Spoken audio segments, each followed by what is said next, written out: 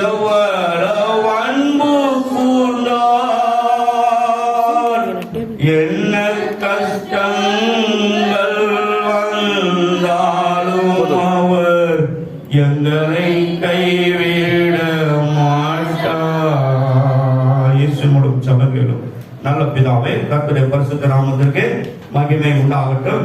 தேவனுடைய சமூகத்துல தேவன் கொடுத்த இந்த 2 மாதம் நவம்பர் டிசம்பர் ஒரு எச்சரிப்பின் காலம், சுத்திகரிப்பின் ஒரு காலமா இருப்பதனால அதற்கேற்ற வார்த்தைகளை தேவன் நமக்கு கொடுத்து நம்மை நடத்தி இருக்கிறார். கர்த்தருடைய பரிசுத்த நாமத்திற்கு மகிமை உண்டாவதாக.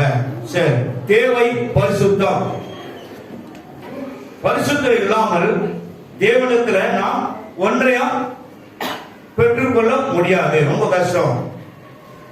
ஏனென்றால் தேவன் நான் பரிசுத்தராய் இருக்கிறேன், ஆகையால் நீங்கள் பரிசுத்தராய் இருங்கள், உங்களுடைய எல்லா நடவடிக்கைகளும் நீங்கள் பரிசுத்தராய் இருங்கள். அநேக போதகர்மார்கள் இந்த ஆலயத்துல வந்து இடத்துல எவ்வளவு சீரியஸ், மெயின்லி பிஷப்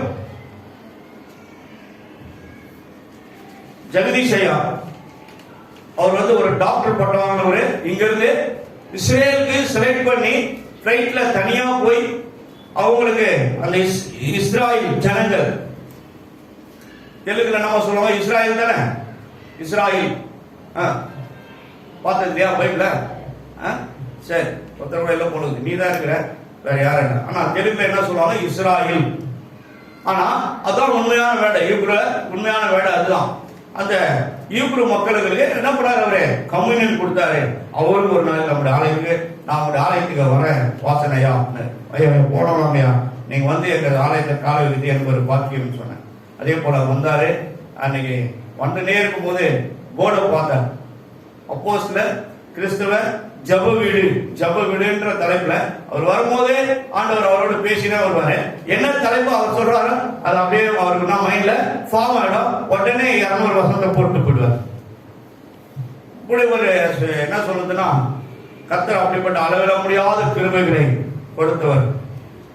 நம்ம காடாசிட்டு இருக்கிற ருத்ரன் சர்ச்சுக்கு அவர் தான் நம்பர் 1 8. இப்பதான் ரிட்டையர்ட் ஆனாரு. ஆனாலும் நீங்க கொசவாக பகுதியில் இருக்கிறதுனால அங்கேயே இருந்து நீங்க உங்களோட கடைசி காலத்துல முடிக்கலாம்னு சொல்லிட்டாங்க. அதனால அதோடதான் இருக்க யாருக்கும் கிடைக்கலாம் கூட நம்மளுக்கு அந்த சர்ச்சில் இடம் கிடைக்கும். அல்லேலூயா, அல்லேலூயா. அதுக்காக என்ன பண்ணக்கூடாது? எங்கெங்கயோ ஒரு ஆளை சொந்தக்காரன் இட்டு வரக்கூடாது. சோத்திரம். கர்த்தருடைய பரிசுத்தம் மகிமையுண்டாக. சரி, சங்கீதங்களின் புஸ்தகம் 96வது அதிகாரத்திலே 9வது வசனம் நமக்கு இங்கே எழுதப்பட்டிருக்கிறது. கர்த்தருடைய பரிசுத்தம் மகிமையுண்டாக. நீங்க பாருங்க, பரிசுத்த அலங்காரத்துடன் உடனே கர்த்தரை தொழுது கொள்ளுங்கள். அப்போ நம்ம ஒரு நாள் என்ன பண்றோம்? அவரை தொழுது கொள்ளுகிறோம். ஜெபிக்கிறது தான் ஒரு தொழுது கொள்வதுதான். ஆராதனை பண்ணுறதும் தொழுது கொள்வதுதான். அவரை துதிக்கிறதும் ஒரு தொழுது கொள்வதுதான். நடந்துகளே அவரை பிடித்து அவரை வர்ணித்து சோத்திராண்டவரே, சோத்திராண்டவரே, சோத்திராண்டவரே, மகிமை ஆண்டவரே, நேற்று மீண்டும் மீண்டும் மாறாத தேவனே என்று சொல்லி பல காரியங்களை ஆல்பாவும் ஆதியும் மந்தமானவர் என்று சொல்லி பல காரியங்களை, பல நாமங்களை நாம் சொல்லி சொல்லி உயர்த்தி அவரை குறித்து பேசுகிற வர்ணிக்கிற ஒவ்வொரு வார்த்தையும் துதித்தல் தான், தொழுது கொள்வது தான். ஆகையினால அவர் எப்படி துதிக்கணுமா, எப்படி தொழுது கொள்ளணுமா? பரிசுத்த அலங்காரத்துடன். அவர் யாருங்க? சேனைகளின் கர்த்தர். அல்லேலூயா, சேனைகளின் கர்த்தர். அவர் சேனைகளின் கர்த்தராய் இருக்கிறார். ஆகையினாலதான் அந்த சேனைகளின் கர்த்தர்கிட்ட என்ன பண்ண முடியாது? யாருக்கிட்ட நெருங்க முடியாது. மோசேயை பார்த்து சொல்றார், மோசே என்னை பார்க்க வேண்டும் என்று சொல்கிறார், ஆனால் நீ என்னை பார்க்கிற நாளிலே சாகவே சாவா என்றார். யாத்திரா புஸ்தகம் உண்மையா பொய்யா எழுதப்பட்டிருக்குது. வேணா ஒண்ணு செய்வாடுற, நீ ஒன்னா அந்த 2 கண்மலை பெரிய பெரிய மலைகளுக்கு நடுவுல கொஞ்சோண்டு இடம் இருக்கும். அந்த இலை அந்த கண்மலையில் உள்ள என்ன பண்ண உனக்கு போயிட்டு உள்ள ஒட்டிட்டு நீ அப்படி உள்ள நின்று நானும் உன்னை கடந்து போவேன். அந்த நிழல் தான் போவோம், கடந்து போவேன். கடந்து போகும்போது என்ன பண்ண முடியாது? என் முகத்தை நீ பார்க்க முடியாது, ஆனால் என்னுடைய கரத்தினால உன் முகத்தை நான் மூடுவேன். அல்லேலூயா. பாருங்க, எவ்வளவு யோசித்து பாருங்க, எவ்வளவு யோசித்து பாருங்க. அப்போ மோசேயை போல ஒரு தீர்க்கதரிசி வேற யாரையும் எழுப்பியது கிடையாது. மோசேயை போல அதிகமான நேரம் தேவ சமூகத்தில் செலவு பண்ணவங்க யாரும் கிடையாது. தேவனிடத்தில் அதிகமாக பேசினவர் யாருன்னா மோசே தான்.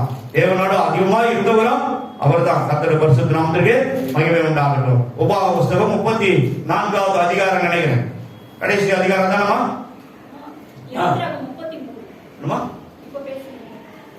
உபாகம புஸ்தகம் கடைசி, உபாகம புஸ்தகம் 34வது அதிகாரம் கடைசியா 6வது அதிகாரம் கரெக்டா?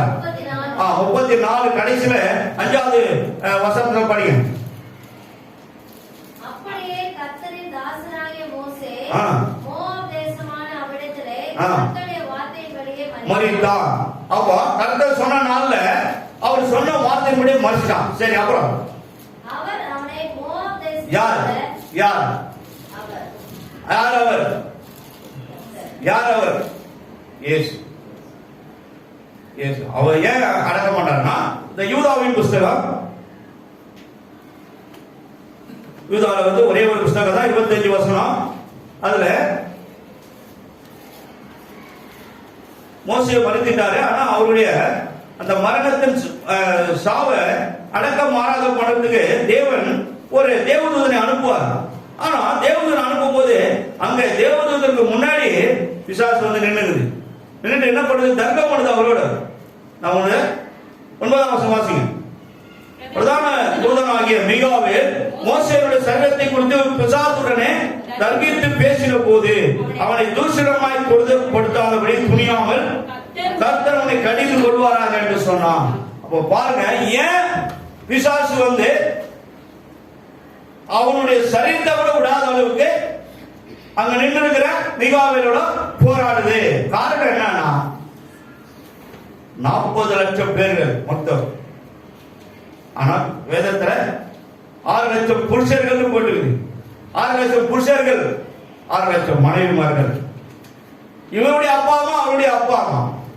இந்த பக்கம் 6 12, இந்த பக்கம் 6 12. அப்ப 4 12 48 60 கிட்ட போகுது. ஒருத்தர் 12 பிள்ளைங்களை பெற்று வச்சுக்கிறாங்க அந்த காலத்துல.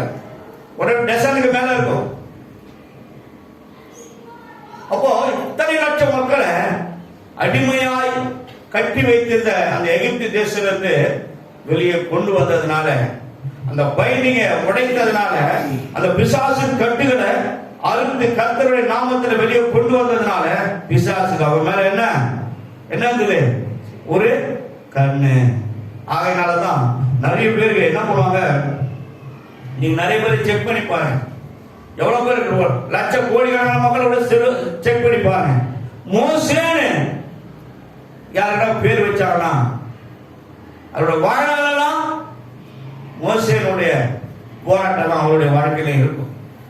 ஆனா அதற்கு தான் என்ன பண்ணுவாங்க, முன்னாடி அதே ஒரு தீர்க்கதரிசி பேரை இணைத்து சாம் பால் காஸ்பல் மோசேன்வாங்க, இல்லைன்னா கிதியோன் மோசேன்வாங்க, இல்லைன்னா சாம் மோசஸ் எங்க பையன் பேர். இன்னொருத்தர் பேர் வந்து இங்க ஒருத்தருக்கு ஒரு பேர் அந்த மாதிரி வைப்பாங்க. அந்த மோசஸ் என்ற பேரை வந்து தேவனுக்கு 2 பிள்ளைங்களும் பிறக்கவில்லை. ஆனா தன்னுடைய கரத்துல, தேவனுடைய கரத்துல, அவருடைய ஆணைகள் பாய்ந்த கரத்தோடு தேவனுடைய நாணல் பெட்டி எனக்கு காட்டினார். நாணல் பெட்டியில யாருங்க இருந்தது? எப்படிங்க நான் வேற பேரை வைக்க முடியும்? அவன் உபத்திரத்துல இருந்தாலும், அவனோடு போராடினாலும் சேனைகளின் கர்த்தர் நம்மோடு இருக்கிறான். பிள்ளைங்களை என்ன பண்ண முடியாது? தொட முடியாது. ஆட்டம் காட்டலாம், என்ன வேணா பண்ணலாம், என்ன வேணா செய்யலாம். ஆனா முடிவு ஜெயமோ கர்த்தரால் தான் வரும். அல்லேலூயா. அரங்க தட்டுங்க, ஜோரா தட்டுங்க. ஜெயிக்கிறவங்க நம்ம கூட்டம், ஜெயிக்கிற கூட்டம், தோக்குற கூட்டம் கிடையாது. ஆகையினால நம்ம என்ன பண்ண முடியாது? யாரும் ஒன்றும் செய்ய முடியாது. கர்த்தருடைய பரிசுத்த நாமத்திற்கு மகிமை உண்டாகட்டும். ஆகையினால பரிசுத்தமாய் வாழ்ந்த மோசேயிடத்தில் தேவன் அதிகமாய் உறவாடி கொண்டிருந்ததுனால சத்துருவுக்கு ஒரு பெரிய போராட்டம். ஆகையினால இவ்வளவு பரிசுத்தமாய் வாழ்ந்த இந்த மனுஷனை கொண்டு போய் அவனை அப்படியே பீஸ் ஆகி எரிச்சு போடணும்னா சத்துருவுடைய ஒரு பெரிய ஒரு எண்ணம், திட்டம். ஆனால் தேவன் அதை முறியடித்தார். அந்த 6வது வசனம் படிச்சுங்க, 7வது வசனம் படிச்சுங்க, 8வது வசனம் படிங்க. உபாகமம் 34 6 7 8 நினைக்கிறேன். ஒருவரும் அறியாத, ஒருவரும் பார்க்காத அந்த மோவாப் தேசத்துல இருக்கிற ஒரு புதிய கல்லறையில தேவன் என்ன பண்ணார்? அவனை அடக்கம் செய்தார். இந்த நாள் வரைக்கும் யாருக்கும் தெரியாது. ஏன்னா அவனோட சரீரத்துக்கு விரோதமா ஒருத்தன் வந்து நிக்கிறான் போது இவன் அதுக்கப்புறம் என்ன பண்ணுவான்? அதை கலரி அந்த குகையில இருக்கிற அந்த கல்லை தள்ளி போட்டு என்ன பண்ண எடுத்துட்டு அவன் பாட்டு போயிடுவான். ஆனா சத்துருக்கள் பார்க்காத அளவுக்கு, மனிதர்கள் பார்க்காத அளவுக்கு தேவனே பரலோகத்தில் இருந்து இறங்கி வந்து மோசேயினுடைய சவ அடக்க ஆராதனை செய்தார். கர்த்தருடைய பரிசுத்த நாமத்துக்கு யாருக்குமே கிடைக்காத ஒரு பெரிய ஸ்லாக்கியம். மோவாப் தேசத்துக்கு நன்றாக தெரியும். ரூத் நகோமி என்ன போனாங்க? எங்க போனாங்க? பெத்லகேம் தேசத்துல இருந்து. எல்லா கதையில தான் இருக்கீங்க. தோத்திரம். பெத்லகேம் தேசத்துக்கு இருந்து மோவாப் தேசத்துக்கு போனாங்க. அங்கதான் இயேசு கிறிஸ்துவின் வாழ்க்கை வரலாறு அவங்களுக்குள்ள இணைக்கப்பட்டு மறுபடியும் மீண்டும் அவர்கள் இங்க பஞ்சாலம் முடிஞ்சு நம்ம தேசத்துக்கு நம்ம போயிடலாம், அங்க நல்லா விளைவுகள்லாம் நல்லா விளையுதுன்னு சொல்லி மறுபடியும் அவங்க என்ன பண்ணாங்க? அந்த தேசத்துக்கு போகும்போது அங்க யாரை சந்திக்கிறாங்க? இது தேவனுடைய நீதி. இவர்களுடைய சன்னதியில தான் இயேசு கிறிஸ்து தாவீதின் வாழ்க்கையில வரலாறு. தாவீதுடைய ஊர் எதுங்க? தாவீதின் ஊர் எதுங்க? பெத்லகேம் தேசம். ஆனா அந்த தாவீதின் ஊர்ல தான் என்ன பண்ணாரு? தாவீதின் குமாரனே என்று இயேசு கிறிஸ்துக்கு அவருடைய பெயர் வைக்கிறார்கள், பெயர் சூட்டுகிறார்கள். அதனாலதான் தாவீதை அவர் என்ன பண்றாங்க? முன்னாடி தாவீதின் குமாரனே. அவர் கடவுளா இருக்கும்போது எப்படி இவருக்கு குமாரனா இருப்பாருன்னு சொல்லி சில கேள்விகள் இருக்கிறது.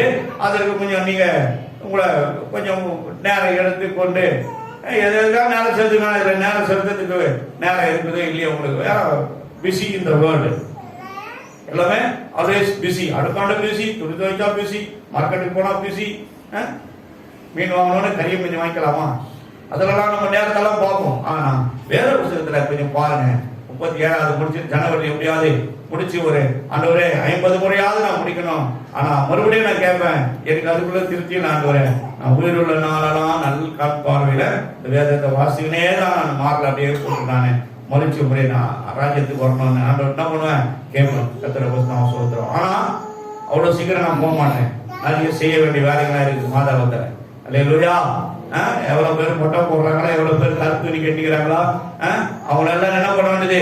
தேடி தேடி வீட்டை போய் தட்டி தட்டி இன்னொரு வேண்டியதான் நம்மளுடைய வேலை. சோத்திரம். மஞ்சா தண்ணி கட்டி துணி கட்டணவங்க, மஞ்சா தண்ணி ஊத்துனவங்க, மொட்டை அடிக்கிறவங்க, பலி செலுத்துறவங்க எல்லாரையும் போயிட்டு வர வேண்டியதான். நெருப்பு மறிக்கிறவங்க, உரி அடிக்கிறவங்க எல்லாரையும் போயிட்டு வரதான் நடப்படுது நம்முடைய வேலையா இருக்கிறது. கர்த்தரை நாம் சோத்திரம். ஆகையினால காத்துட்டு ஆண்டோட கேட்டா, ஆண்டவரே இந்த பகுதியில 1000 பேருக்கு ஞானஸ்தானம் எங்கேயாவது போட்டோம், எங்கேயாவது போய் நல்லா இருக்கும் ஆண்டோட்ட கேட்க முடியுமா? அவரால் முடியும், என்னால முடியாது. அவரால் முடியும். சரி, அதுக்கப்புறம் என்ன பண்ணோம்? பரிசுத்த அலங்காரத்துடன் நாம் தொழுது கொள்ள வேண்டும். பரிசுத்தம் இல்லாமல் ஒருவரை என்ன பண்ண முடியாது? தேவனிடத்துல என்ன ஜெபம் பண்ணாலும் நம்ம வீட்டை விட்டு மேல போகாது. போய் மேல போய் ஒரு குத்தி கீழே வந்து விழுந்தோம். ஆனா வேத வார்த்தை என்ன சொல்லுதுன்னா, அந்த வார்த்தை நீ ஜெபிக்கிற ஒரு வார்த்தைனாவது அது வீணா போய் திரும்பி வராது. செய்வதை செய்து முடிச்சு விட்டுதான் திரும்பி வரணும்னு சொல்லுது. அப்ப நமக்குள்ள என்ன வேணும்? ஆவி, ஆத்மா, சரீரம், ஜெபிக்கிற வாய் எல்லாமே என்ன பண்ணணும்? பரிசுத்தமா இருக்க வேண்டும். கர்த்தருடைய பரிசுத்த நாமத்துக்கு ஸ்தோத்திரம். அதே போல 1 பேதுரு புத்தகம் 1:16வது வசனத்தை படிச்சுட்டு அதுக்கப்புறம் 15வது வசனத்தை வாசிங்க. நான் பரிசுத்தர் ஆகையால் நீங்களும் பரிசுத்தராய் இருங்கள் என்று எழுதியிருக்கிறது. நான் பரிசுத்தர் ஆகையால் நீங்களும் பரிசுத்தராய் இருங்கள் என்று எழுதியிருக்கிறது. வேதத்துல எழுதியிருக்கிறது ஆண்டவரே காட்டுறார். அப்போ பேதுரு புத்தகத்தை நம்ம என்ன பண்றோம்? பார்க்கிறோம். அப்போ நான் பரிசுத்தர். எந்தெந்த காரியத்துல நாம் பரிசுத்தர் இல்லாம இருக்கிறோம்? ஏன் நமக்கு ஒரு தோய்வு உண்டாகுது? ஏன் நம்முடைய வாழ்க்கையில ஒரு பெரிய ஒரு சரிவு உண்டாகுது? வருமானத்திலையா, துணிமணியா, மற்ற காரியங்களா, பிரவேச ஸ்டோர் வாங்கறதுலையா, மற்ற எவ்வளவு காரியங்களை நமக்கு என்னது ஒரு தோய்வு உண்டாகி கொண்டிருக்குது. இதுக்கெல்லாம் என்ன காரணம்னா, ஏதோ ஒரு காரியத்தில் நாம் தவறி இருக்கிறோம். ஏதோ ஒரு காரியத்துல நாம் தவறி இருக்கிறோம். அப்போ தேவன் சொல்றாரு, நான் பரிசுத்தராக ஆண்டவருடைய எப்பவும் கேட்க ஆண்டவரே கோடி கோடியாய் கோடி கோடியாய் கோடி கோடியாய் கோடி கோடியாய் கோடி கோடியாய் அடிமை, மனைவி, பிள்ளைகள், ஒவ்வொரு விசுவாசிகள், குடும்பம் குடும்பமாய் வந்து போற ஒவ்வொரு குடும்பத்தாரையும் எல்லாரையும் ரத்தத்தினால கழுவி மன்னிங்க ஆண்டவர். எப்படி கோடி கோடியாய் கோடி கோடியாய் கோடி கோடியாய் கோடி கோடியாய். இப்போ யோசித்து பாருங்க, இது என்னது? நம்மை ஒரு நாளும் ஆண்டவருக்கு முன்பாக சுத்திகரித்துக் கொள்வது. சுத்திகரித்துக் கொள்வது. கர்த்தருடைய பரிசுத்த நாமத்திற்கு மகிமை உண்டாகட்டும். ஆண்டவரிடத்துல நம்ம போகிறதுக்கு முன்பாக நம்மை சுத்திகரித்துக் கொண்டு நம்ம போகணும். நம்ம ஆவி, ஆத்மா, சர்வம், வாய், பார்வை, எண்ணங்கள், சிந்தைகள், நம்முடைய யோசிக்கிற யோசனைகள், மற்றவர்கள் விரோதமா பேசுற காரியங்கள் எல்லாவற்றையும் என்ன பண்ணோம், நம்ம சரி பண்ணிட்டு தான் அவர்கிட்ட போய் நம்ம நிக்கணும். ஒருத்தர் என்ன பண்ணாது, துணிகரமா பேசக்கூடாது, வார்த்தையை வாரி அடிக்கக்கூடாது, பொய்ய துணிகரமா பேசக்கூடாது. ஆண்டவர் சொல்றாரு புத்தகத்துல, உன் ஆலயத்துக்குள்ள நீ போகும்போது உன் நடையை காத்துக்கோ, நடைய கூட நீ ஜாக்கிரதையா இருக்காரு. முக்காடிட்டு துணிகரமா வாயை திறவாமல் இருப்பாயாக. 5ஆம் அதிகாரம் நினைக்கிறேன், பிரசங்கன் புத்தகத்துல வீட்டுல போய் படிச்சு பாருங்க. அப்போ ரொம்ப ஜாக்கிரதையா நம்ம இருக்கணும். ஆண்டவர்ல இரக்கத்தை கேட்கணும், நேரம் கிடைக்கும்போதெல்லாம் கேட்கணும். எங்க காணும், எங்க வீட்டுக்காரங்க அம்மா போயிட்டாங்களா, நான் அடிக்கடி சொல்றேன் 2 மணி நேரம் ஜோம் பண்ணுவேன். ஆனா நீ இப்பதான் வேலையெல்லாம் முடிச்சு வந்துக்கிறேன், 15 நிமிஷம் தான் ஆச்சு ஆனா நான் 2 மணி நேரம் 1.25 மணி நேரம் 2 மணி நேரம் ஜெபம் பண்ணி முடிச்சேன். எப்படி உங்க கையை குடிச்சு ஜெபம் பண்ணுவேன்? யாரா இருந்தாலும் பைபிள் நோ காம்ப்ரமைஸ், எல்லாம் தெரிஞ்சுங்க. சபையினுடைய காரியங்கள் நோ காம்ப்ரமைஸ். சனிக்கிழமை மேல வரலன்னா தலைமையில கையில் ஜெபம் பண்ண மாட்டேன். ஏன்னா நாங்கள் செஞ்சாதான் அவங்கள செயல்படுத்த முடியும், உங்களுக்காக ஜெபிக்க முடியும், சத்துருக்கு முன்னாடி போய் நாங்க நிக்க முடியும். இல்லைன்னா என்ன பண்ணுவோம், தேன் மிட்டாய் ஒன்றா சாப்பிட்டுன்னே இருப்போம். பல பிரச்சனைகள், போராட்டம், வீட்டுல இருந்து என்ன பண்ணுவோம், கல் விழுந்துட்டே இருக்கும், கல் விழுந்துட்டே இருக்கும். கத்திர பசு தான் மைமோட நிறைய வீட்டுல கல்லுங்க நைட்ல 10 3 பாத்துக்கிறீங்களா, கேள்விப்பட்டிருக்கீங்களா? கேள்விப்பட்டது இல்லையா? ஒரு வீட்டுக்கு அப்படிதான் இருக்கணும், ஐயா ஜோம் பண்ண வாங்கயா கொஞ்சம், ஐயா எவ்வளவு நாளா கூப்பிட வருவ மாட்டீங்கன்னு சொல்லியிருந்தான். போனா அங்க போனாதான் தெரியுது, ஐயா நைட்ல கல்லு டபால் டபான்னு ஊதியா, வீட்டு மேல டபால் டபால் டபால்னு கல்லு விழுது, போய் கல்லு விழுதியா. நான் சொன்னேன், எந்த கல்லாவது எடுத்துருக்கியாப்பா? ஐயா உழுதியா, எங்க உழுதுனே தெரியலையா, கல்லு காணேன். அப்ப என்ன அர்த்தம்? அண்ணன் வேலைதான், அண்ணன் பண்ற வேலை, குட்டீஸா பண்ற வேலை. ஒரு கிராமத்துக்கு அப்படிதான் போகணும். ஐயா கண்ணுக்குட்டியை விடுறோம், அந்த கண்ணுக்குட்டிக்கு தேவையான பால் கூட குடிக்க மாட்டேந்தியா, கிடைக்க மாட்டேங்குது. அந்த மாடு கிட்டது புது கரண மாடு, நல்ல மாடு, அப்படியே பால் கறக்கும். அந்த குரட்டியா டப்பா மாதிரி வச்சிருப்பாங்க இல்லைங்களா, 2 காலில் அப்படி வச்சுட்டு கறந்துனே இருப்பாங்க. அதுல 2 டப்பா ஃபுல்லா கறக்குற அந்த இதுல ஒண்ணுமே இல்லையும், வரமாட்டேங்க. அப்புறம் அதை யோசித்து பார்த்து அங்க போனா கண்ணு மூடின உடனே கடவுள் உணர்த்துறாரு. இவங்க வெடிக்காலம் 4 மணில 5 மணிக்கு 4 மணிக்கு 3 மணிக்கு எழுந்துட்டு கரெக்டா அந்த 4 மணிக்கு என்ன பண்ணாங்க, மாட்டுக்கிட்ட வைக்க எல்லாம் போட்டு போனா எல்லாத்தையும் அதுக்கு முன்னாடி 3 மணிக்கு அவன் எழுந்து பாலெல்லாம் குடிச்சுட்டு போயிடறான், குட்டி சத்தம். இப்படிதான் சொல்லாமலே வீட்டுல நம்மளை விடுறாங்க. யாரு உண்டை வாங்குறது? உண்டை வாங்குறதுக்கு தான் நாங்க இருக்கிறோம். அதுக்கு தான் அந்த மாட்டிக்கிறேன். வா உண்டை வாங்கிக்கோ, ஐசக்க சொல்லுவான், இந்த அதான் வாங்கிக்கோ. அந்த மாதிரி இருக்கிறத சொல்லிட்டு போங்க ஊழியக்காரன். அப்போ கொஞ்சம் ஆயத்தமா வருவாங்க, சொல்ல மாட்டாங்க. நம்மளால யாரு நல்ல ப்ராஃபிட்ஸ் இருக்க தரிசிங்க. அது அப்படி சொல்ல வெத்து போனதானே, ஐயா ஓட்டு வர இப்படியே ஓட்டு வர. கத்திர பஸ் தான் மகிமை உண்டாகட்டும். அப்போ பரிசுத்தம் இருந்தா தான் அதை எதிர்த்து நிற்க முடியும். மரக்காணத்துக்கு பக்கத்துல கடப்பாக்கணும் ஒரு ஏரியா, அதுக்குள்ள இட்டுன்னு போயிருந்தாங்க. சொல்லாத நம்ம நெய்வேலியெல்லாம் தாண்டிக்கிட்டு போனோம். அந்த இதுல அடல் மணி தாண்டி போனோம். திரும்ப மணி நேரம் ஓட்டு 110 ரூபா டிக்கெட் எடுக்கிறீங்க, எங்கதையா இப்படி போறீங்க? பார்த்தாலே ஒண்ணு இல்லை தோகுது. நான் அந்த ஊர்ல போனா லைட்டே கிடையாது, ஆயிரக்கணக்கான மரங்க. பக்கத்துல ஒரு 10 அடி கிணறு ஒன்று இருக்குது, தண்ணியே கிடையாது. அதுல இப்படி வளைஞ்சி அந்த கண்டுக்கா அப்படி கீழே இப்படி வளைஞ்சி அப்படி போகுது அந்த பனைமரம். அந்த பனைமரத்துல நைட்ல அது மேல ஏறுது தொப்புடு தண்ணியில மாதிரி குதிக்குது. தண்ணியில ஒரு கல்லெடுத்து போட எப்படி தண்ணி தாழ்ந்து வெளியே வரும், அந்த மாதிரி குதிக்குது. ஏன்னா அங்க தோங்கணும். காரணம் என்னன்னா, பரிசுத்தம் இல்லைன்னா அது நம்ம காலில் கேட்காது, அவைக்குரிய கண்களால் அதை நம்ம பார்க்க முடியாது. அதே ஊருக்கார ஒருத்தர் எடுத்து வந்து இங்க ஏர்போர்ட்ல மெட்டர்னிட்டி ஹாஸ்பிட்டல் எதிர்க்கு ஒரு நர்சிங் ஹோம்ல சேர்த்தாங்க. இவ்வளவு பெரிய உருளைக்கிழங்கு அளவுக்கு கட்டி ஆபீஸ்ல இருந்து வசந்த சாப்பிட்டீங்களா? சாப்பிட்டு இப்பதான் சாப்பிட்டேன், கொஞ்சம் வாங்க நான் உங்களை பைக்ல இட்டு பண்ணிட்டு வந்தேன். அவனும் சொல்ல மாட்டான், ஏன்னா சொல்லிட்டானா வரமாட்டேன். நம்ம யாரு காரணம் என்னன்னா அவங்க கிட்ட இல்ல, அதனால தான் உங்களுக்கு பரிசுத்தமா இருக்கும் தேடுறாங்க. சரி நான் போனா இங்க குடிச்சா இங்க ஓடுது, இங்க குடிச்சா இங்க ஓடுது, இங்க குடிச்சா இங்க வந்து நிக்குது. உருளைக்கிழங்கு பார்க்குது இங்க அங்கேயும். சத்துருக்கள் போராட்டம். ஒரு டம்ளர் எடுத்து ஒரு சிலுவை போட்டு ஜோம் பண்ணி வாயை துறையானா வாயை திறக்க மாட்டான்.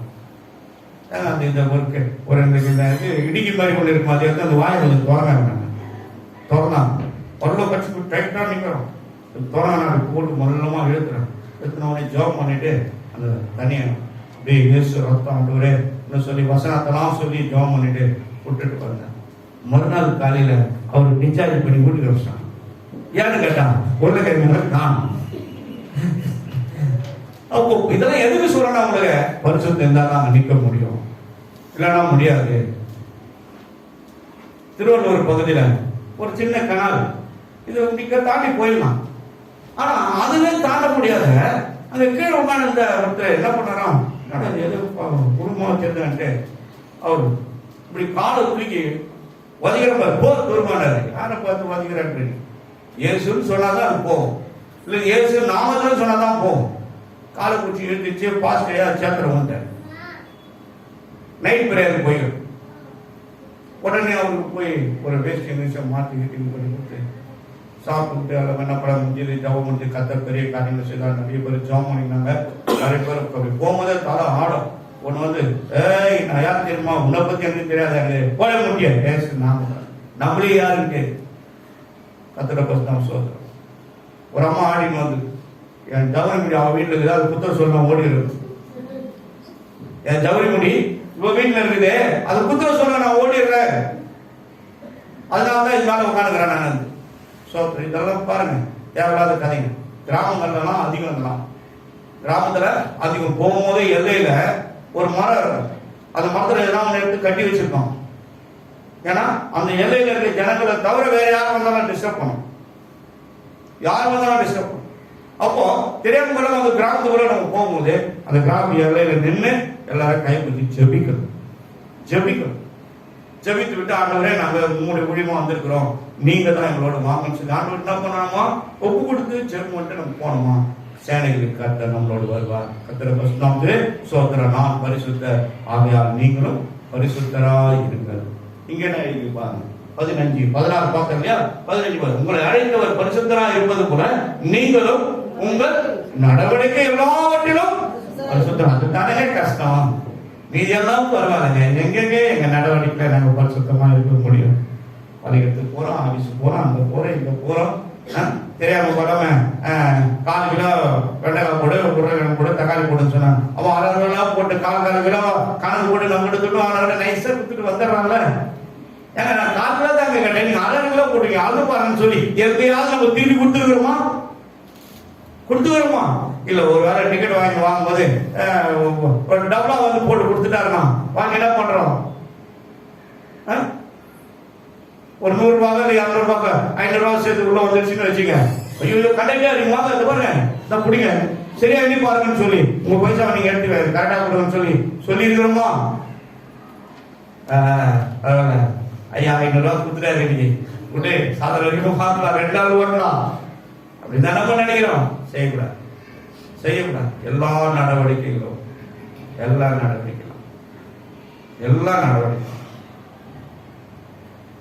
ஒரு குடும்பத்துல 2 பேர் தாய் தகப்பன் கூட 2 பிள்ளைங்க அவங்களுக்கு பிறந்திருக்காங்க. அதுல ஒருத்தன் ரோட்ல நின்று அழுதாப்படா, அவங்களோட ஃப்ரெண்டுகளுக்கு தான் வாழ்க்காது, அவங்க தாய் தகப்பனுக்கு தான் வாழ்க்கை. அவங்க தாய் தகப்பனுக்கு தான் அதனுடைய வேதனை, மன வேதனை என்னன்னு தெரியும். ஆனா பிள்ளைங்க என்ன சொல்லுவாங்க, தாய் தகப்பனை உதாசீனப்படுத்துவாங்க, துணிகரமா பேசுவாங்க, வேலையை பார்த்துட்டு போன்னு கூட சொல்லுவாங்க. ஆனாலும் நம்ம என்ன பண்றோம், பிள்ளைகளை நேசிக்கிறோம். தேவன் நம்ம மீது நேசம் வச்சதுனால நம்மள என்ன பண்ணோம், பிள்ளைங்க போதே நேசத்தை வச்சுதான் ஆகணும்.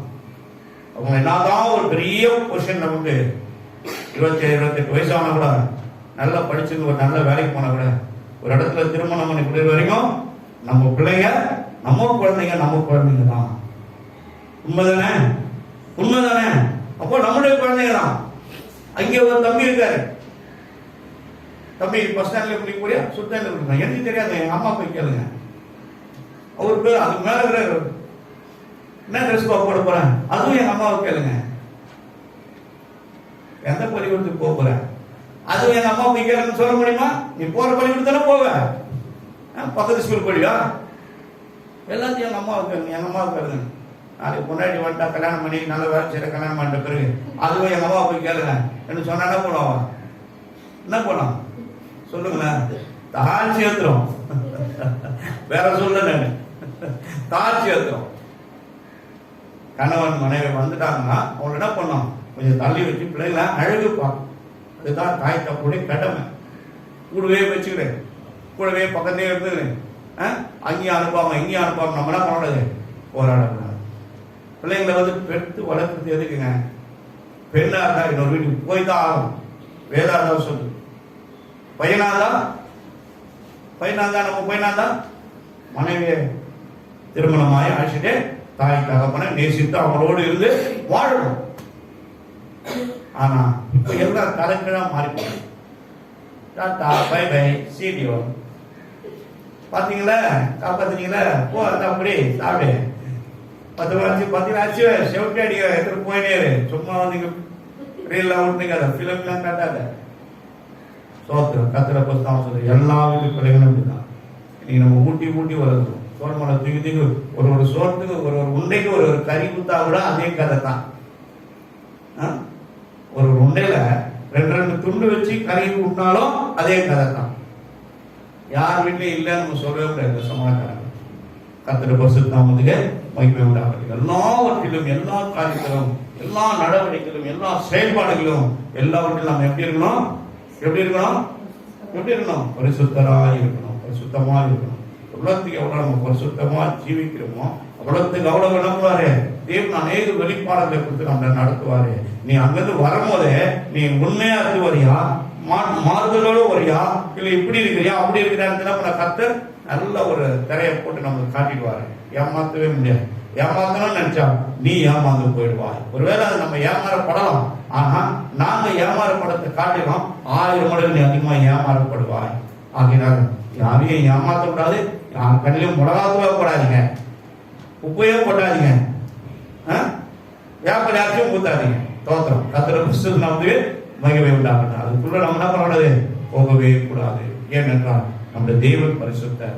ஆகினால நம்முடைய எல்லா காரியத்திலும் பரிசுத்தராக பைனான்ஸ் காரியத்தில் எல்லா காரியத்திலும் என்ன பண்ண காமர்ஸ்ல கொடுத்துருங்க.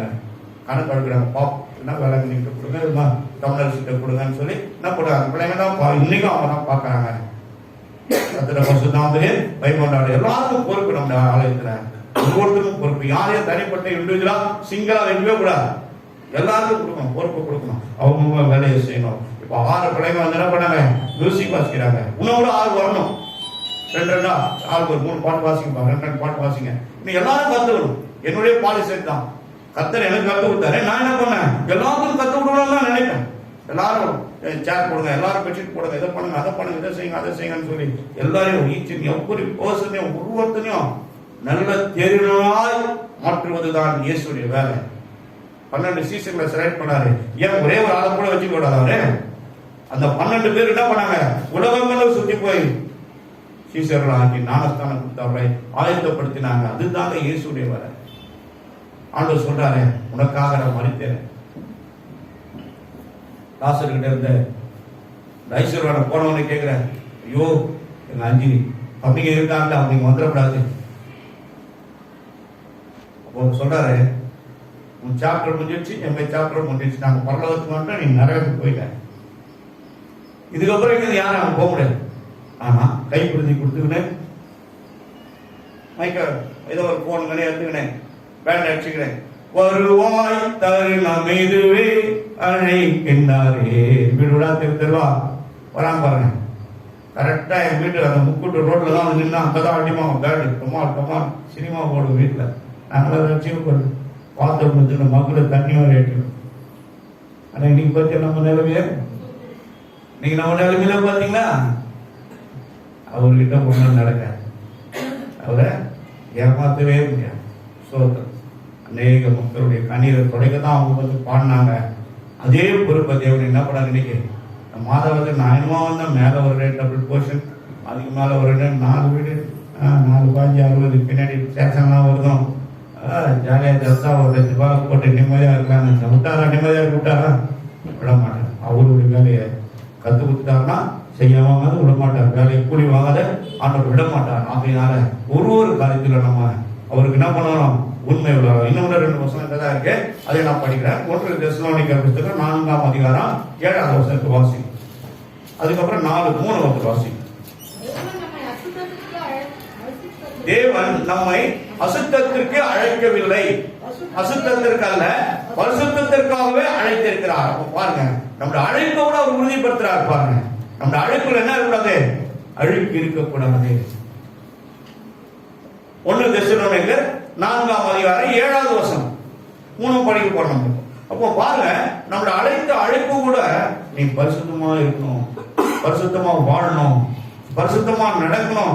ஏன் தேவன் சொல்றாருன்னா, நீ அவரோடு நடக்கணும், அவரோடு பேசணும். ஏதேன் தோட்டத்துல இயேசுதான் ஆதாமை தேடி போனார். ஆதாமை ஏவாளம், இயேசுவே எங்க இருக்கிறீங்க, நான் உங்களை பார்க்கணும், உங்களை தான் நாங்க தேடி வரோம் என்று எப்பா சொல்லியிருக்காங்களா? இல்லையே. அவர் தானே தேடி போனார். ஆதாமே ஆதாமே எங்கே இருக்கிறார், இயேசு தானே கேட்டாரு. அப்படிதான் உங்களுக்கு தேடி வர அவர் விரும்புறார், அதான் விரும்புறார். அதனால்தான் அதிகாலையில் தேவை என்ன பண்ணாரு, தட்டி தட்டி எழுப்புறார். தட்டி தட்டி எழுப்பும் போது பெசிட்டு போட்டு மூடி டைட்டா அடிக்கிறாங்களா இருக்கிறாங்க. நம்ம அது பனிக்காலம் வந்துச்சுன்னா, மழை காலம் வந்துச்சுன்னா பெட்ஷீட்டு கீழே வராது. அதிகாலை தோறும் தட்டி தட்டி எழுப்பி புது கிருபை தந்தீரையா. புது கிருபையில ஒரு நாளுக்கு தேவையான கிருபைகளை உனக்கு கொடுக்கறதுதான் உங்களை தட்டி எழுப்புற. ஆனா நம்ம என்ன பண்றோம், அழகா பேசி இதுல ஒரு வசனம் இருக்கு, நான் உங்களுக்கு காட்டுற பாருங்க. உன்னத பாட்டின் புஸ்தகம் 5ஆம் அதிகாரத்தை எடுத்து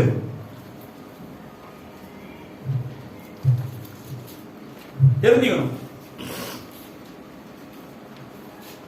உன்னத பாட்டின் புஸ்தகம் 5ஆம் அதிகாரம் 2வது வசனத்தை வாசிக்கணும். நான் நித்திரை பண்ணினேன். எல்லாரும் கொஞ்சம் பாருங்கம்மா, தயவுசெய்து எல்லாரும் கொஞ்சம் பிரிச்சு பாருங்க. பேஜ் நம்பர் சொல்லட்டுமா? 803. நான் நித்திரை பண்ணினேன், என் இருதயமோ விழித்திருந்தது, கதவை தட்டுகிற என் நேசரின் சத்தத்தை கேட்டு, என் சகோதரியே, என் பிரியமே, என் புறாவே, என் உத்தமையே, கதவை திற. என் தலை பனியினாலும் என் தலை மயிர் இரவெல்லாம் பெய்த தூறலினாலும் நனைந்திருக்குது என்றார். கர்த்தர் சொல்றார். வீட்டை வந்து தட்டாரு காலையில. அப்ப எத்தனை மணிக்கு வந்திருப்பாரு, எத்தனை மணிக்கு வந்திருப்பார் யோசித்து பாருங்க. உங்க வீட்டு வந்து தட்டுறாரு, அதிகாலையில எழுந்து வந்து தட்டுறாரு. நான் ஆண்டவரே, நான் 12 மணிக்கு பட்டேன், நேற்று வந்து கதவை தட்டல, படுக்கிறதுக்கு 1 மணி நேரம் ஆயிடுச்சு. அதுக்கப்புறம் பாருங்க, அதுக்கு அடுத்த வருஷம் வாசிங்க வச்சிருக்கோம். 3வது வருஷம் வாசிங்க. என் வஸ்திரத்தை கழற்றி போட்டேன், நான் எப்படி அதை திரும்பவும் உடுப்பேன், என் பாதங்களை கழுவினேன், நான் எப்படி அவைகளை திரும்பவும் அழுக்காக்குவேன். என் நேசர் தமது கையை கதவு துவாரத்தின் வழியாய் நீட்டினார், அப்பொழுது என் உள்ளம் அவர் நிமித்தம் பொங்கினது.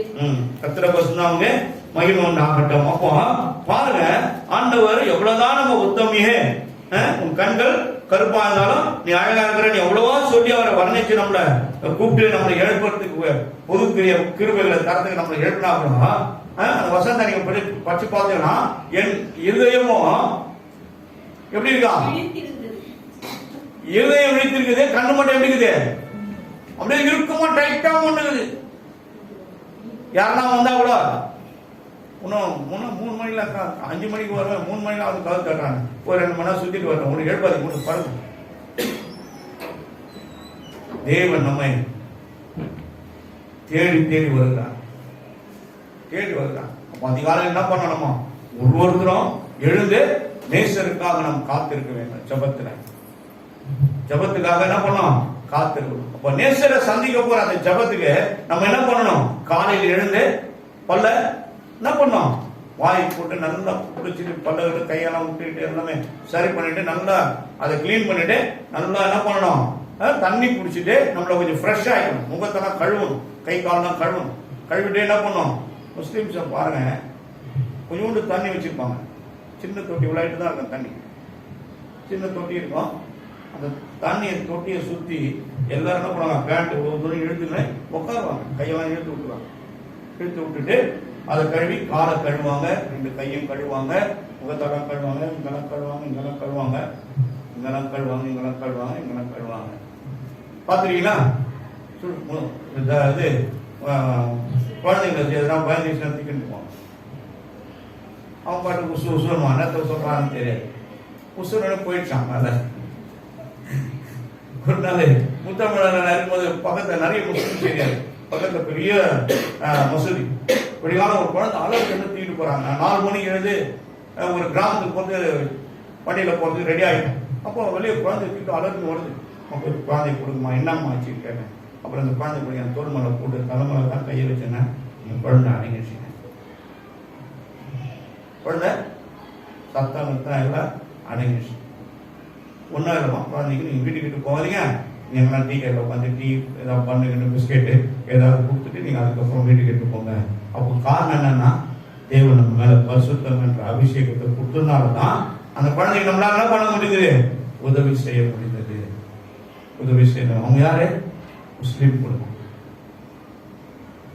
யாரா இருந்தாலும் பரவாயில்லைங்க, உதவி செய்யறதுக்கு நம்ம என்ன பண்ணோம்? தேவன் நம்மளோட இருக்கிறார் என்ற ஒரு தைரியத்தோடு என்ன பண்ணோம்? செயல்படும் போது கர்த்தர் நம்ம மூலமா என்ன பண்ணுவோம்? அந்த குடும்பத்துக்கு உதவி செய்வா. அவங்க கண்ணீரை தடுப்பா. தாயை தகப்பன பதவிக்கிட்டாங்க. ஒரே குழந்தை எப்படி இருக்கும்? பதவி போயிட்டாங்க. முஸ்லிம்லாம் வந்து அப்படியே உட்காந்து கை காலெல்லாம் கழுவாங்க, முகத்தெல்லாம் கழுவாங்க, காதெல்லாம் துடைப்பாங்க. தூக்கத்தை விட தொழுகை மேலானது. அந்த ஹாரல்ல பேசுறாங்கல்ல, தூக்கத்தை விட தொழுகை மேலானது. அவங்க கூட சொல்லி ஏதாவது ஆட்களே எழுப்பி அந்த மசதி வாங்கன்றான். ஆனா நம்ம அது எப்படிங்கிறோம்? 8 தான் உள்ள வந்து வருவோம். அதிகாலையில தேவன் வராரு, தட்டுறாரு, கதவை தட்டுறாரு. எப்படி கூப்பிடுறாரு? உன்னை வர்ணிச்சு கூப்பிடுறாரு, முத்தமியேன்ற சகோதரியே. எப்படி கூப்பிட்டாலும் ஒன்னும் முடியாது ஆண்டவரை. இவ்வளவு மழை பெய்து இதுல வந்து நீங்க நன்றி வந்தா நான் என்ன பண்ணணும்? பிள்ளையார் இப்போ வந்து நல்ல பொழுது 5 பேர் வரணும். 3 மணிக்கு வந்து கதவு தட்டிங்கன்னா என்ன ஆகும்? 11 மணி 12 மணிக்கு வந்து சாமான் கழுவி போட்டு துணியெல்லாம் துவைச்சு போட்டு இப்பதான் வந்து பார்த்தேன். பின்னாடி வந்து கதவு தட்டிக்கிறேன். போங்க ஆண்டவர், அப்புறம் வாங்க ஆண்டவர். ஏன்? புதிய புதிய கிருபைகளையும் கிருபாவ வரங்களையும் உனக்கு உதவி செய்யதான் அவர் வர. ஒருவேளை ஏதோ ஒரு பிரச்சனை கூட நம்மள இந்த நாள்ல நம்ம எதிர்பார்த்து இருக்கலாம். அதுல இருந்து கூட ஆண்டவருடைய சபத்துல நீ உட்காந்துட்டு அவர் பார்த்து கண்ணை மூடி அப்படியே சப்பா இந்த நாள்ல எனக்கு கிருமையாய் காத்து வருங்கப்பா, என் பிள்ளைகளை காத்து வருங்கப்பா. நம்ம செய்யற அந்த சின்ன சின்ன ஜபம் தாங்க. ஒருத்தர் மவுண்ட் ரோட்ல ஆக்டிவால போறாரு. கீழே திடீர்னு ஆயில் ஊத்திட்டு என்ன அப்படியே பரவிட்டு முன்னாடி போனவரு நம்ம சக விசுவாசியுடைய வீட்டுக்கார் வண்டி கிரிப்பா நிக்க முடியல. கொஞ்சம் நார்மல் ஸ்பீட்ல தான் போனாரு. அது என்னவும் சொல்லுங்க, வேலை கிரிப்னஸ் இருக்காது டயருக்கு. அப்படியே வழிக்கு விட்டுருச்சு. மவுண்ட் ரோட் அப்படியே ரோட்ல கடை விழுந்தாரு. ஒருவர் மாதிரி வித்தியாசமா பிடிக்கிறது தான் தேவன். அவ்வளோ சொல்லி பார்த்தாரு. அண்ணன் ரோட்ல விழுந்தது, வண்டியில போட்டு எழுந்து முட்டி கை கால் தேய்ச்ச தான் வீட்டுல இருக்கலாம் வாரி எடுத்துன்னு போய் சிம்சன் ஆத்துல எல்லாத்தையும் வாரி போட்டு கட்டி போட்டாரு.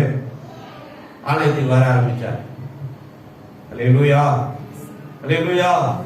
கர்த்தருக்கு பரிசுத்தம் மகிமை உண்டாகட்டும். அப்ப நமக்குள்ள பரிசுத்தம் இருந்ததுன்னா, உண்மை இருந்ததுன்னா, பொய் இல்லாம இருந்ததுன்னா கண்டிப்பா கர்த்தர் நீ நினைக்கிறத உனக்கு முன்னாடி அவர் செய்துவார். உனக்கு கேட்கறத முன்னாடி அவர் கொடுத்துருவார்.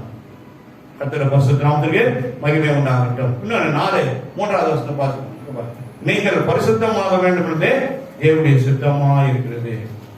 தேவனுடைய சித்தம் ஒன்று இருக்குது, பிதாவின் சித்தம் ஒன்று இருக்குது. ரெண்டு விதமான சித்தங்கள் வேதத்தில் எழுதப்பட்டிருக்கு புதிய ஏற்பாட்டின் காலத்துல. ஆனா தேவனுடைய சித்தம், கர்த்தருடைய சித்தம், வேதத்தை இன்னொரு காரியத்தை கூட நான் உங்களுக்கு காட்டுறேன். பிதாவினால் ஆசீர்வதிக்கப்பட்டவங்களே உள்ளே வாருங்கள். எங்க பாத்துறீங்களா? வேதத்துல கர்த்தரால் ஆசீர்வதிக்கப்பட்டவங்களே உள்ளே வாருங்கள் என்று சொல்லி வேதத்துல இருக்குது. நான் பார்த்து எங்கன்னா வேதெல்லாம் பார்த்தேன், சும்மா தேவையில்லாத கேள்வி கேட்டீங்க. இந்த மாதிரி ஒரு முக்கியமான வார்த்தைகள் வேதத்தை வரும்போது கூடு போடுங்க. மேலே இல்லையா படாத அளவுக்கு அழகா பொறுமையா நிதானமா போடுங்க. ரசத்தை கொஞ்சம் நேரம் விட்டுட்டீங்கன்னா ஒரு 5 நிமிஷம் ரசம் எப்படி இருக்கும்? கொதிச்சுச்சுன்னா ஒரு 4 முறை 5 முறை கொதிச்சுச்சுன்னா எப்படி இருக்கும் ரசம்? உண்மையிலேயே சூப்பர் ரசமா இருக்கும். ஆனா ஒரு ஒரு குபகுபம் வந்து டக்குனு இறங்கிட்டு ஸ்லோ பண்ண ஆகி பண்ண பதப்பதன் மேல செய்து கை. ஆனா இந்த போடும்போது மட்டும் பாருங்களேன், மேலேயும் போட்டுருவோம், கீழையும் போட்டு ரெண்டு சேர்த்து 2 லைன் அழைச்சிருவோம். அதுக்கேற்ற மாதிரி நம்ம என்ன பண்ணோம், மெலிசா விற்கிற மாதிரி எழுதுற மாதிரி கோடு போடுற மாதிரி பேனை வாங்கி வச்சுன்னு அழகா பொறுமையா போடும். நீ எப்படி இதுல ரைட்டிங் இருக்கிற உன்னுடைய வாஞ்சைய அவரே தேர்த்திப்பார். நீங்கள் பரிசுத்தமா இருக்க வேண்டும் என்பதே தேவனுடைய சித்தமா இருக்கிறது. தேவ சித்தம், தேவ சித்தம், தேவ சித்தம் முன்னாலே தெரியாம ஒரு வீடை மாத்தாதீங்க, ஒரு வீட்டுக்குள்ள போவாதீங்க. ஒரு திருமண காரியமா இருந்தாலும், பொண்ணு வீட்டார் பையன் வீட்டார் எதுவா இருந்தாலும் என்ன பண்ணக்கூடாது. அவங்க 20 சவரம் போறாங்க, 30 சவரம் போடுறாங்க, பையன் வீட்டார் நாங்களே எல்லாம் போட்டு கட்டிக்கிறேன்றாங்க. கேட்கறதுக்கு ஆசையா தான் இருக்கும். ஆனா தேவ சித்தத்துக்கு ஒப்பு கொடுங்க. இதாவே இது உங்க சித்தமாப்பா, எங்களுக்கு தெரியாதுப்பா, தேவனே நீங்களுக்கு ஆலோசனை கொடுங்கப்பா. நல்லா ஜெபிக்கிறவங்கள போய் கேளுங்க, நல்லா ஜெபிக்கிறவங்கள போய் கேளுங்க. கண்டிப்பா யாராவது ஒருத்தரை கொண்டு அவங்களுடைய தீர்மானத்தை தேவன் நிறைவேற்றுவார். உங்களுக்கு ஆலோசனை கொடுப்பார், ஆலோசனை கொடுப்பார். நான் எங்க வீட்டை விட்டு வரைய வரும்போது ஆலோசனை, உன்னுடைய குடும்பத்தை எப்படி நீ உடனடியாக வெளியே போனார். வெளியே போனாரு, நம்ம வீட்டில் இருக்கணும், நம்மள ஆண்டவர் வெளியே போன ஒன்றும் புரியலையே. மறுபடியும் ஒரு 2 மாசம் ஆச்சு, சொந்த குடும்பத்தை விட்டு வெளியே போனாரு. அதனுடைய செகண்ட் அந்த இன்ஃபர்மேஷன் வந்து ரொம்ப ரஃபா வந்து, சரி ஆண்டவரே நான் போயிடுறேன் ஆண்டவரே. யாரு கேட்டேன், நீ மனைவி 2 பிள்ளைங்க தான் உங்களுடைய குடும்பம். அதே மாதிரி நம்மகிட்ட போய் சொல்லிட்டு வந்தோமா, நான் போயிட்டு வரமா, போப்பா போ, எங்க போனாலும் இங்கதான் வரணும், எங்க போனாலும் இங்கதான் வரணும். ஆனா எனக்கு தெரியும், என்னை அழைத்தவர் பரிசுத்த, என்னை அழைத்தவர் பரிசுத்த. ஆகையினால என்னை ஏதோ ஒரு மேன்மைக்காக தான் தேவன் இங்கிருந்து வெளியே கலப்புறாரு.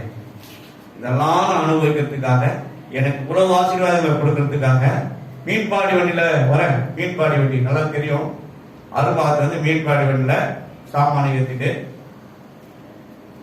அது மேல சாமான் மேலேயே உட்காந்துக்கிறேன். ஒரு டவல் எடுத்து தலைமாக போட்டுக்கிட்டு யாரும் பார்க்க கூடாதுக்காக வெயில்ல உட்காந்து வரேன். எப்படி அழுது வந்துருப்பேன் யோசித்து பாருங்க.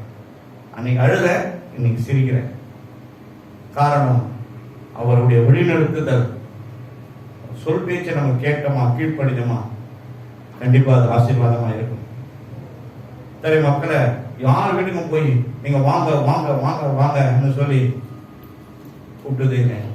ஆனா தேவனுடைய சித்தம் நம்ம இங்க இருக்கணும்னு சொல்லி உங்களுடைய போய் 15,000 20,000 கைப்பிடி அப்படி கொடுத்துருவோம். குடும்பமா போனாங்க, போவோம், குடும்பமா போவோம். எல்லாத்தையும் சாப்பிடும் சாப்பிட போடு பிள்ளைங்க பார்த்துக்கணும், பிள்ளைங்களே சேர்த்து மடை கட்டிட்டு போவேன்.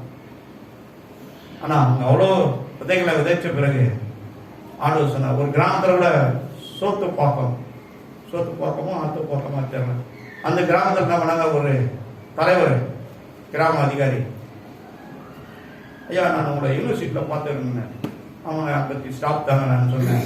சரி நீங்க வாங்க, இங்க இருக்கிற அந்த தலைவர்கிட்ட சொல்லி நான் ஒரு சின்ன துண்டு வாங்கி தரேன், நீங்க ஃபர்ஸ்ட் சோசியல் ஒர்க் ஆரம்பிங்க, அப்புறமா சபை வைப்பேன், அது இது பண்ணுங்க என்ன சொல்லி ஒரு சின்ன துண்டு நான் ஒரு கிரவுண்டுக்கு சொல்றாரு. ஆனா போய் பார்த்துக்கலாம் ஏற்பாடுலாம் பண்ணுவேன். சரிங்கய்யா, நாங்க அவசரப்பட முடியாது, ஜோம் பண்ணி தான் செய்யணும் சொல்லி கொஞ்சம் டைம் கொடுங்கய்யா, பரவாயில்ல நீங்க எடுத்து 1 மாசம் எடுத்துக்கங்க. அந்த கிராமத்துவரெல்லாம் எனக்கு நல்லா பழக்கமாயிட்டாங்க. அப்போ பாருங்க, நைட்டு ஆண்டவர் என்னோட இடைப்படுறார், உன் வீட்டு மேலதான் நீ எனக்கு ஆலயத்தை கட்டணும். அப்போ கர்த்தர் எனக்கு எல்லாவற்றையும் ஒழுங்குபடுத்தி கொடுத்தா. ஒரு விசுவாசி கூட கிடையாது, ஒருத்தருக்கு நானத்தான கொடுத்தாரு, ஒண்ணுமே கிடையாது. ஆனா இன்னும் நிறைய பேர் இருக்காங்க, வருவாங்க, தேடுவாங்க. அது ஒரு நாள் இருக்கு. கர்த்தர் பரிசுத்த நாமத்திற்கு மகிமை உண்டாகும். தேவனுடைய வார்த்தைக்கு கீழ்ப்படிங்க. வேலையை விட்டு வெளியே போன கீழ்ப்படிங்க, எல்லாத்துலையும் கீழ்ப்படிங்க. கீழ்ப்படுகிறது தான் தேவன் என்ன பண்ணாரு, நேசிக்கிறார். அவர்களுக்கு கிருபாவரங்களை கொடுக்கிறார். அவர் உயர்த்துகிறார். கண்மலை வச்சு உன்னை அழகு பார்க்கிறார். கர்த்தர் பரிசுத்த நாமத்திற்கு மகிமை உண்டாகட்டும். வேதத்துல பாத்தீங்கன்னா 3 விதமான காரியங்கள். நமக்குள்ள பாவம் இருந்ததுன்னா அவர்கிட்ட போக முடியாது. அக்கிரமங்கள் இருந்ததுன்னா, பொய் இருந்ததுன்னா, துணிகரமான காரியங்கள் இருந்ததுன்னா, ஓவரா நம்ம மற்றவங்களை குறிச்சியே பேசியிருந்தோமா, மற்றவங்களை குச்சி எடுத்து குத்தியிலே இருந்தோமா, இதெல்லாம் என்ன பண்ண முடியாது, நம்முடைய ஜெபம் நம்ம போகாது. ஆனா நம்முடைய பாவத்தை அதுல இருந்து விடுதலை ஆகிறதுக்கு தேவன் 3 விதமான வழிகளை வச்சிருக்கார். நமக்கு 3 விதமான வழிகளை வச்சிருக்கிறார். முதலாவது, தன் பாவங்களை மறைக்கிறவன் வாழ்வடைய மாட்டான், அதை அறிக்கை செய்து விட்டு விடணும். மறுபடியும் அதுக்குள்ள போய் அப்ளை பண்ணிட்டு போக கூடாது. நிறைய டெக்னிக் நமக்கு இருக்குது. ஆனா இயேசு பார்த்துக்காரன்ட்டு நீங்க எப்பவும் போல இருக்கவே கூடாது. எப்போ போல இருக்கக்கூடாது. மாறணும், மாறிட்டு வந்துடணும். எல்லாம் வராது. நீ வரலன்னா அவருக்கு என்ன லாபமா நஷ்டமா? எடுத்து இப்ப நம்ம வாசிப்போம், ஒரு வருஷத்தை வாசிப்போம். 1 யோவான் புஸ்தகம் 1ஆம் அதிகாரம் 8வது வசனம் வாசிங்க, அப்புறம் 7 வாசிங்க.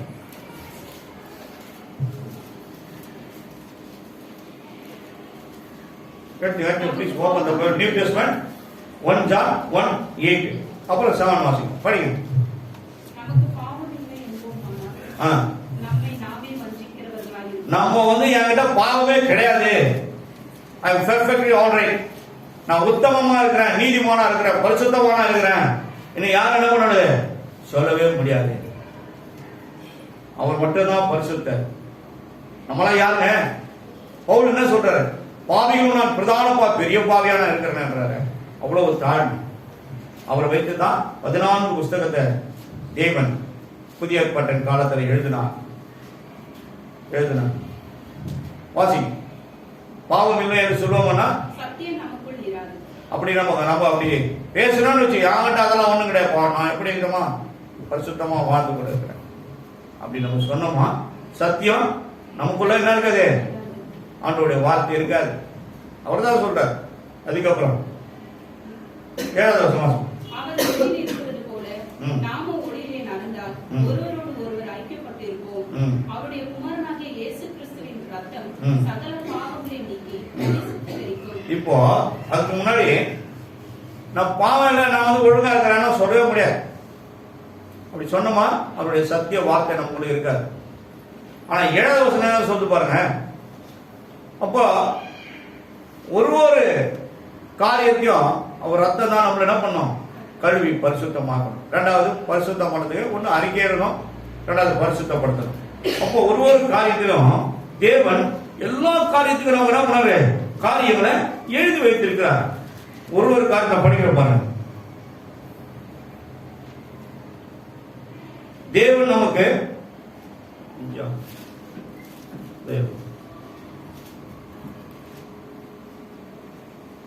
அவர் ரத்தம் நம்முடைய பாவங்களை நீக்கி நம்மை சுத்திகரிக்கும். அப்போ ரத்தத்தினால விடுதலை வர ஒரு காரியம் உண்டு. அப்ப நீங்க என்ன பண்ணணும், அவர்கிட்ட கேட்கணும், ஆண்டவரே நான் திருப்பந்திக்கு போறேன், ரத்தத்தினால கழுவி என்ன மன்னிங்க, என்னை பரிசுத்தப்படுத்துங்க. நான் ஆண்டவர்கிட்ட கேட்கும் போது ஆண்டவர் என்ன பண்ணுவாரு? உதவி செய்வார், உதவி செய்வார். பாவங்களை நமக்கு மன்னித்து 8-9 வாசனம். நமக்கு பாவங்கள் என்ன பாட்சியில 9ஆம் வாசிங்க. நம்முடைய பாவங்களை நாம் அறிக்கையிட்டால் பாவங்கள் நமக்கு மன்னிக்கப்படும். அதான் வாயினால் அறிக்கையிடணும். ஆண்டவரே, என் பாவங்களை மன்னித்து இந்த திருப்பந்தியிலே நாங்கள் கலந்து கொள்ள எங்களுக்கு மன்னிப்பு இறக்கத்தை தாங்கப்பான்னு சொன்னா கண்டிப்பா அவர் நம்ம என்ன பண்ணுவாரு? மன்னித்து பரிசுத்தப்படுத்துவார். சரி, 1:6 வாசிப்போம். 1 வெளிப்படுத்த 1:6.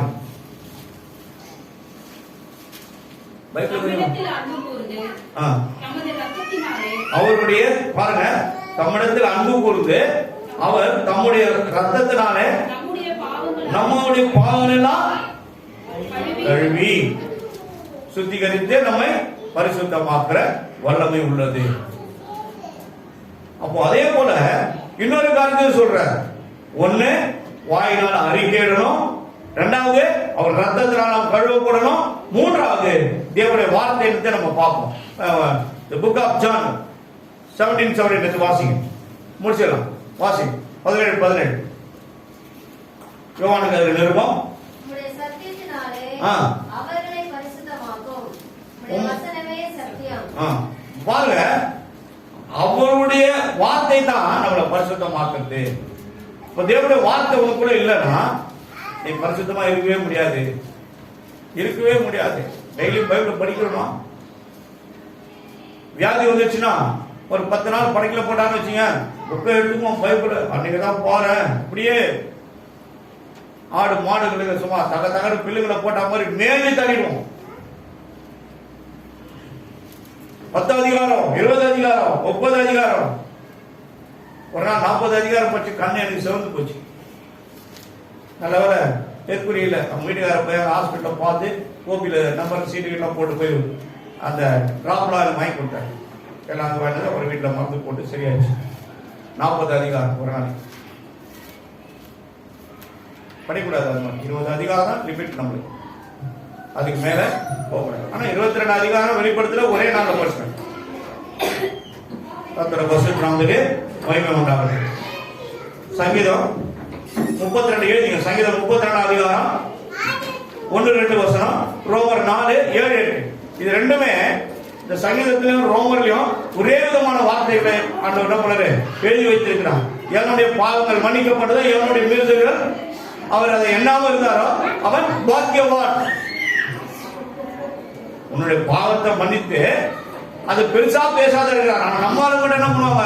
அதையே பேசி பேசி குச்சேத்து குத்துறாங்க, பின்னேத்து குத்தினே இருப்பான். கர்த்தருடைய பரிசுத்த நாமத்துக்கு உண்டாகட்டும். அப்போ இந்த பாவத்திலிருந்து விடுதலையான பிறகு ஆண்டவர் என்ன பண்ணுவாரு? நம்மள என்ன பண்ணுவாரு? விடுதலையாக்கி ஒரு ஆசீர்வாதமான ஒரு வாழ்க்கையை தேவன் நமக்கு கட்டளையிடுவார்.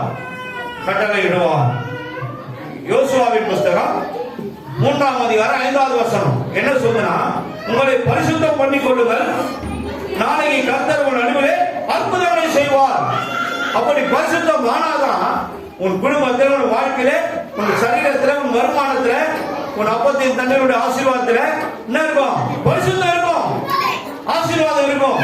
உன்னை நீ பரிசுத்தம் பண்ணிக்கோ, நீ உன்னை பரிசுத்தம் பண்ணிக்கோ, கண்டிப்பா உன் வாழ்க்கையில ஆசீர்வாதமாய் நீ இருப்பாய். நீ மட்டும் அல்ல, உன் குடும்பத்துக்கே நீ ஆசீர்வாதமாய் இருப்பாய். வசனத்தை படிங்க. யோசுவா 3ஆம் அதிகாரம் 5வது வசனம். யோசுவா ஜனங்களை நோக்கி, உங்களை பரிசுத்தம் பண்ணிக் கொள்ளுங்கள், நாளைக்கு கர்த்தர் உன் நடுவிலே அற்புதங்களை செய்வார் என்றான். அற்புதத்தை நீங்க காண வேண்டுமா? கிடைக்காதவனுக்கு கிடைக்க வேண்டுமா? எதிர்பார்த்து கொண்டிருக்கிறது உங்களுக்கு வர வேண்டுமா? இதுக்கெல்லாம் ஒரே காரணம், நம்மை நாம் ஒரு சமூகத்திலே தாழ்த்தி அவர்கிட்ட என்ன பண்ணணும்? கேட்கணும். அதனால தான் அருமையான ஒரு பாடலை எங்க தலைமை சபையில பாடக்கூடிய பழைய பாடல், சுத்தம் செய்யும் அக்கினியே உள்ளத்தில் வாரும் ஜோதியை பிரகாசித்து என்னை சுத்தம் செய்யும். ஓயா விசுவாச ஜெபத்தால் தடைகள் நீங்கிற்றே. அப்போ நம்ம பரிசுத்தப்படுத்திக் கொண்டு ஆண்டவருடைய ஜெபத்துல போகும்போது கர்த்தர் என்ன பண்ண நம்மளை ஆசீர்வதிக்கிறார். இதுதான் அந்த காரியம். ஆகையினால தேவை பரிசுத்தம். பரிசுத்தம் இல்லாமல் ஒரு நன்மையை நம்ம என்ன பண்ணது அவர்கிட்ட கேட்டு வாங்கி பெற்றுக் கொள்ளவே முடியாது. ஆகையினால நம்மளை ஜெபிக்கிற வாய், கண்ணு, எண்ணம், சிந்தை, ஆவி, ஆத்மா, சரீரம் எல்லாமே பரிசுத்தமா இருக்கணும். எல்லா நடவடிக்கைகளும் பரிசுத்தமா நம்ம இருக்க வேண்டும். கர்த்தர் பரிசுத்த நாமத்துக்கு மகிமை. எல்லாம் கண்களை மூடுவோம். ஆண்டவர்கிட்ட ஒரு நிமிஷம் நீங்க கேளுங்க. ஆண்டவரே என்னை பரிசுத்தப்படுத்துங்கப்பா, நான் பாவியான மனுஷன்ப்பா, என் எனக்கு அபிஷேகம் கிடைக்கல, என் எனக்கு பரிசுத்த ஆவிக்கு கிடைக்கல, என் எனக்கு கிருபா வரங்கள் கிடைக்கல. ஏன் அநேகர் வந்து இடத்துல அப்படியே ஒரு லைனா நின்றுங்க, முட்டி போட்டுங்க, சேர் போட்டு பின்னாடி பிள்ளைங்க உட்காந்துங்க. முடியாதுங்க, நீங்க பெஞ்சில் உட்காந்துக்கலாம், வயசாருங்க. ஆகையால் அவர்கிட்ட கேளுங்க, கண்டிப்பா அவர் உங்களுக்கு உதவி செய்வார். கர்த்தர் பரிசுத்த நாமத்திற்கு மகிமை உண்டாகட்டும்.